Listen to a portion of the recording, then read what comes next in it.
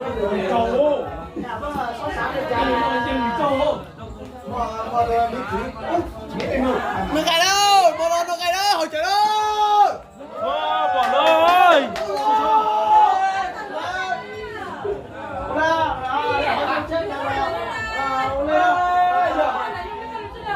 Đâu được ơi. Một càng phải bé hỏi. Một là nó lửa phải bé. Không phải sao đó. Ăn luôn. Nè thì sao đâu? Đúng nhỉ?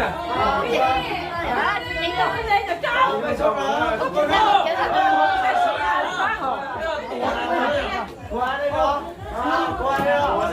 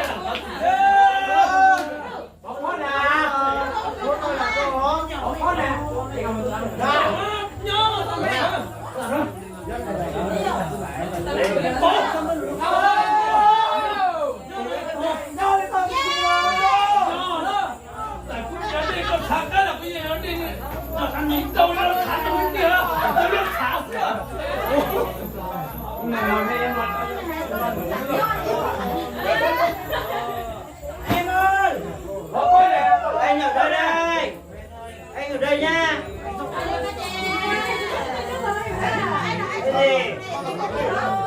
Hôm nay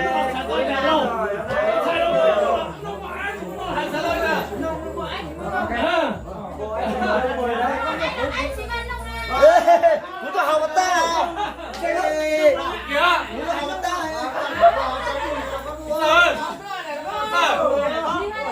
Hôm nay nó nhiều thế không à?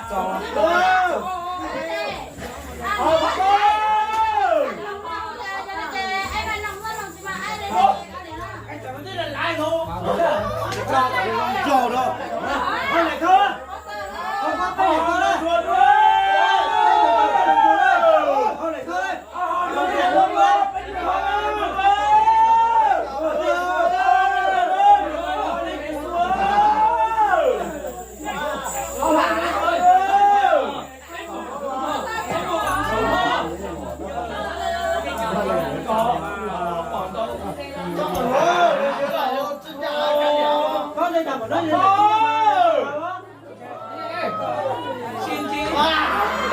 Anh Châu ơi, mày đi đâu rồi? Sao nữa? Anh ra từ thần chí đi. Anh Giang ơi. Cho bên số này. Chỗ là chỗ thứ hai mà.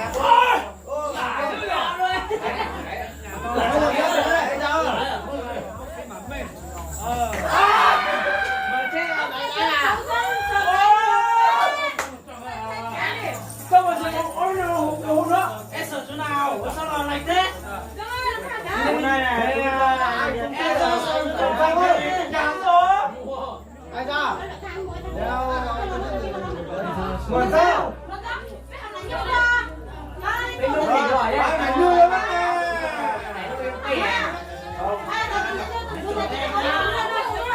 Anh ra họ rồi đó. Ôi. Ai đâu?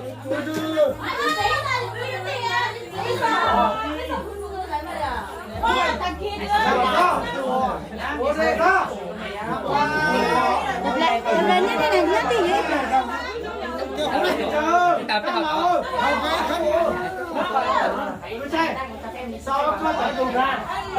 Tù ra rồi. Đâu? Chúng rồi. Ok. Ba cái đồ này đơn kể đây.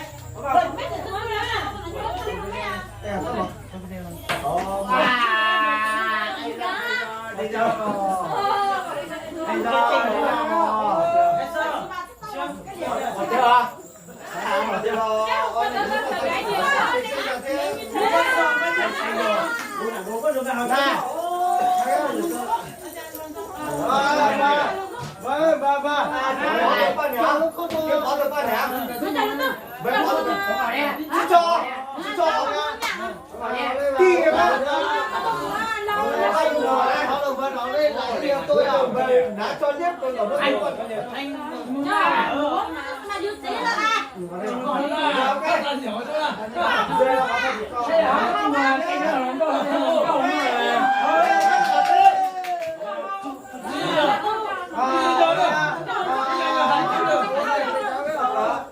mà thật sự là chỉ có một đứa mà tại á chứ là không mà con mà tôi thấy cảnh trọng nó sao đấy con này nó đâu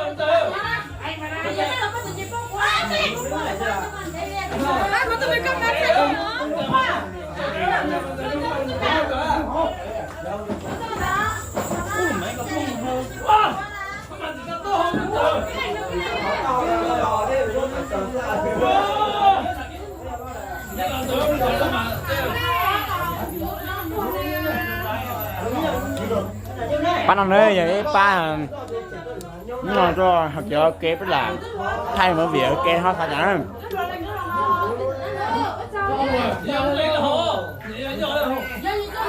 không có chân luôn không? Có tiền